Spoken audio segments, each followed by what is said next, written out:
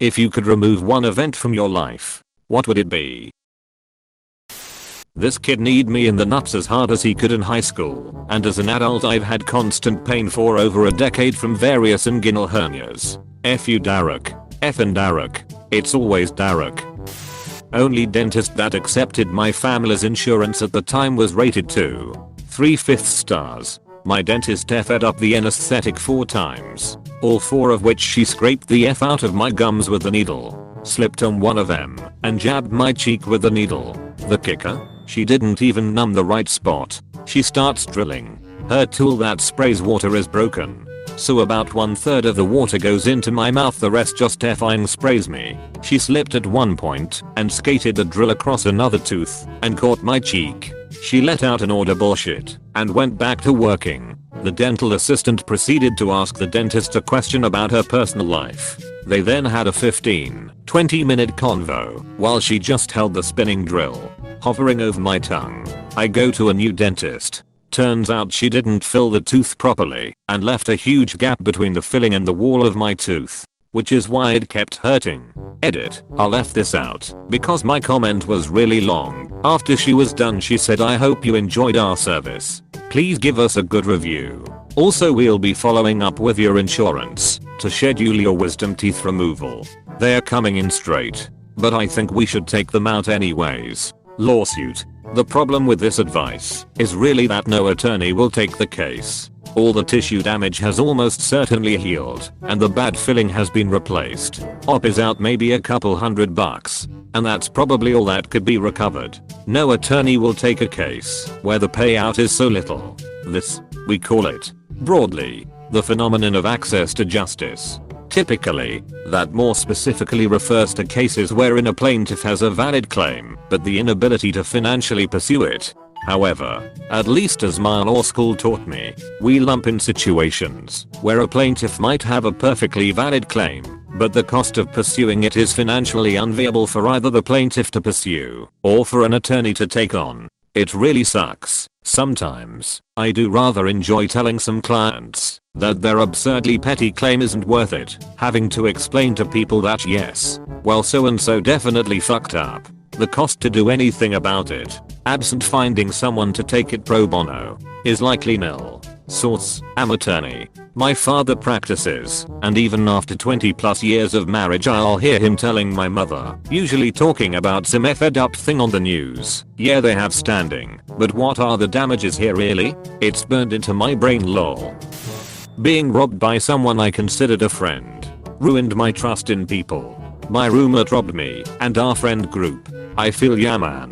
When my brother was in college he started learning how to play the guitar. He had a lot of fun with it and eventually bought like a $250 acoustic guitar. He was really proud of the progress he made in just under a year, and it was his first time ever learning an instrument. But then his roommate stole it and sold it for heroin. It's been 5 years and he hasn't played guitar since. I feel really bad for him cause he was pretty good. Man needs a new guitar. Christmas is coming. Finding and reading the spiral-bound notebook filled with my mum's ramblings during one of her bad bipolar episodes, wherein she described being raped at the age of 20. I was 8 when I read it. That must be traumatizing as an adult to read that, let alone a kid.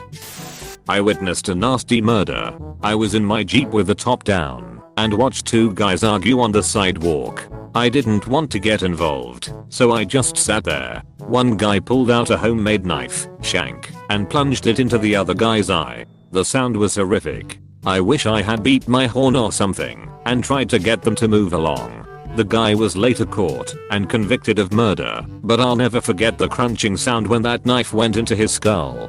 Nightmares for life. Also, my motorcycle accident where I nearly lost my leg 35 years ago. That sucked. Sorry you had to experience this, but definitely did the right thing. If you tried to intervene, that cold be in your skull as well. I was going to say something similar to this. It sucks. But people have to realize that it takes a lot mentally to kill someone in cold blood. If they were willing to do that to them, it's very possible they would have done that to you as well. Especially if it truly was a shank.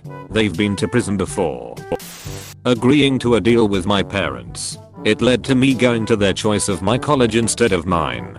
And it led to me having a ton of debt. And it led to me working dead-end jobs instead of becoming a teacher. Funnily, when your life goes south because of the decisions that were forced on you, some parents always make it out as if you were the loser who could not make it work for him and were to blame. It's obviously human nature to avoid taking the blame, but it's a D move that you can't counter. Reversely, whenever you rebel and it all turns out well for you, they feel an unnatural amount of pride in their upbringing, and all the times they were obstacles in your path are just forgotten. Yep. This is my mom to a T. Whined about me wasting time and money on a hobby right up until it landed me the job that got me through college. Then she had this whole song and dance routine about how good for me that hobby was. The upside is she stopped being in or about my interests and supported me through college. My mum complained about how much I played video games as a child. And then when she found out about esports, she asked why I wasn't winning millions of dollars playing games. Breaking my ankle when I was 8. I was trying to climb my grandma's rose apple tree and shattered my ankle. I'm in my 20s and have had 7 operations on it and ended up fucking my other leg while trying to avoid injury on my shitty ankle haul because I wanted a fruit and grandma told me to wait until morning.